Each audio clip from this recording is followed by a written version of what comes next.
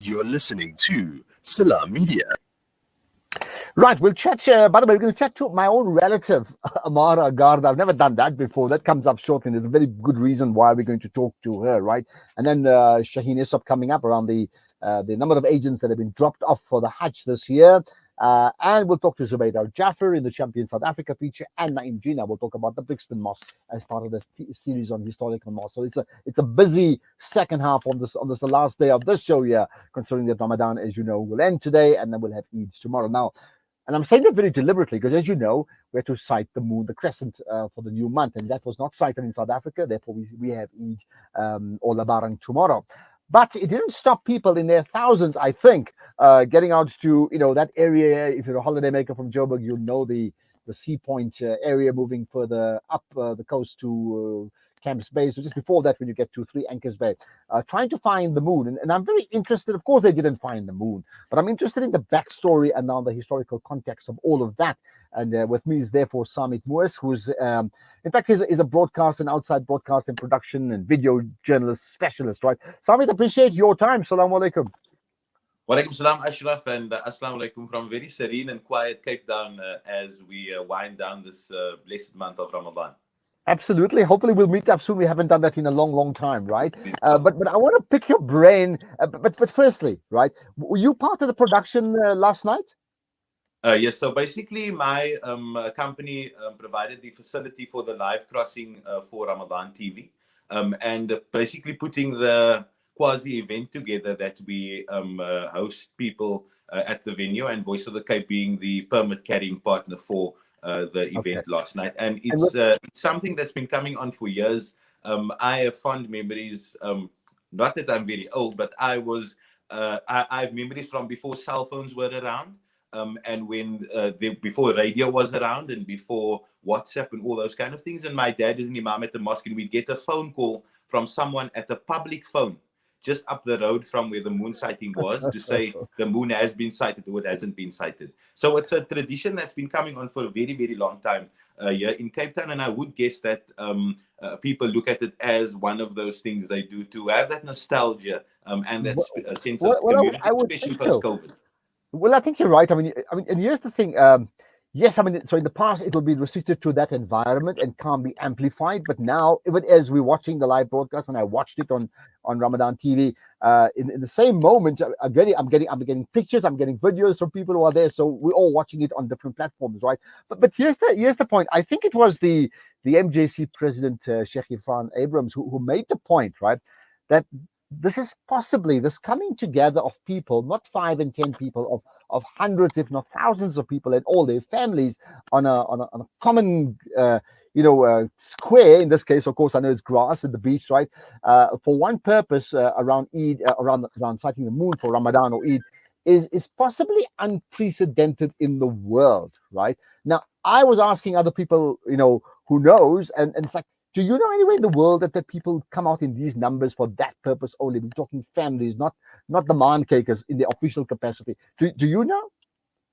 I don't know of any, but being in the news environment also, it's something that is a story for broadcasters, that is a story for agencies. Last night, one of my colleagues who shoots for AP as well as Getty Images, which is the largest image agency in the world, they were interested in this, considering we come out of a lockdown. And the last few years we've been there, knowing that the Crescent Observers has to go out to go sight the moon.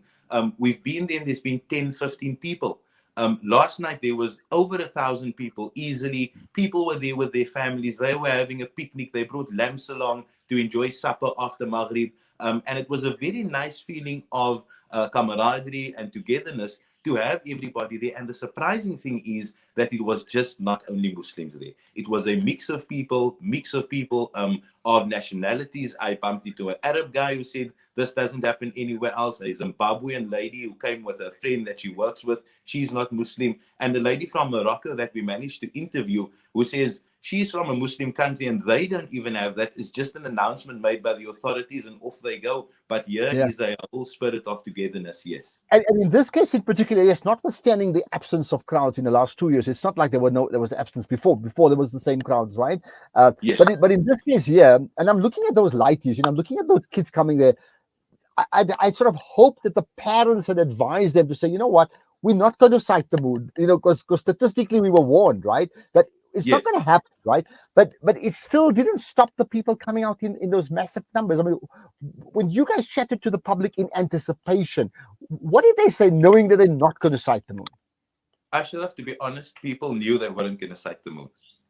And of people who go there, if there's 1,000 people there, on maximum, because it's a very skilled process. There's the degrees you must watch. You must know where to look. You must know what is planet, what is stars, because the crescent moon is literally hair thin in the sky if it does get sighted by those with experience. And to the people that go there, they're going to the man cake. Whether the moon gets sighted or not, it's a social, it's a togetherness, it's making maghrib near the beach, it's having iftar on the beachfront.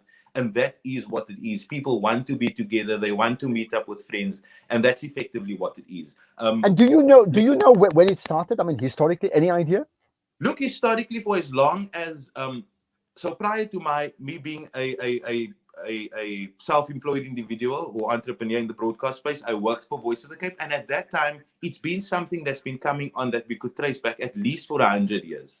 And it was a time where people would literally shoot a flare whether they sight the moon or not, so people in town could see and turn on the little red lights on the minarets of the mosques and either takbir or do the munayat for the last evening. And remember, Three Anchor Bay is not the only place they sight in Cape Town. It's just the most convenient space, but there are other spaces like out in the Boerland, there are Signal Hill, where the crescent observers go on a monthly basis. But because Ramadan, people go there for the spirit, having to make the takbir in public and those kind of things, people go there to enjoy that. And this last night was a perfect opportunity. It was Sunday afternoon. Many people were there from 1 o'clock in the afternoon. I met a family who made asr together. They were sitting there reciting.